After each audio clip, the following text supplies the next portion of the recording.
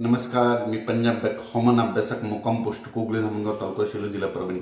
आज आहे 4 फेब्रुवारी 2024।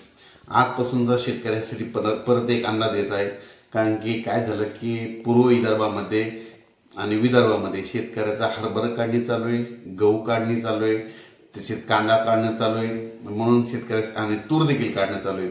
म्हणून खास करून हा अंदाज पूर्व विदर्भ आणि विदर्भाच्या शेतकऱ्यासाठी देत आहे।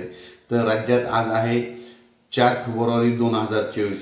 तर 10 तारखेपर्यंत हवामान कोरडं राहणार आहे। पण पूर्व विदर्भातल्या शेतकऱ्याला सांगू इच्छितो की विदर्भामध्ये पूर्व विदर्भामध्ये जवळपास 11 फेब्रुवारी 12, 13, 14च्या दरम्यान अवकाळी पाऊस पडणार आहे। नागपूर, वर्धा, भंडारा त्या भागामध्ये गारपीट देखील होणार आहे, म्हणून हे अंदाज लक्षात घ्यायचा।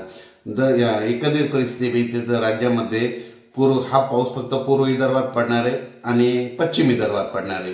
म्हणजे या दोन भागामध्ये पडणार, पूर्व विदर्भात 6 जिल्हे, पश्चिम विदर्भात 5 जिल्हे।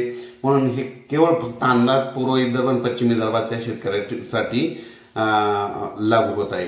म्हणून सर्व शेतकऱ्यांना सांगू इच्छितो की पूर्व विदर्भामध्ये सांगायचं झालं तर 11, 12, 13, 14 फेब्रुवारी दरम्यान नागपूर, वर्धा, भंडारा, गोंदिया, चंद्रपूर या भागामध्ये काही ठिकाणी गारपीट देखील होणार आहे, म्हणून हे अंदाज लक्षात घ्यायचा। त्याच्यानंतर तो पाऊस पश्चिम विदर्भाकडे म्हणजे अमरावतीकडे, चांदूर बाजार त्या भागाकडे देखील येणार आहे, अकोल्याकडे येणार आहे, अकोट देखील येणार आहे, वाशिम तसेच पुसद, हिंगोलीच्या दरम्यान देखील थोडाफार हिंगोली भागात देखील येणार आहे, म्हणून हा अंदाज लक्षात घ्यायचा।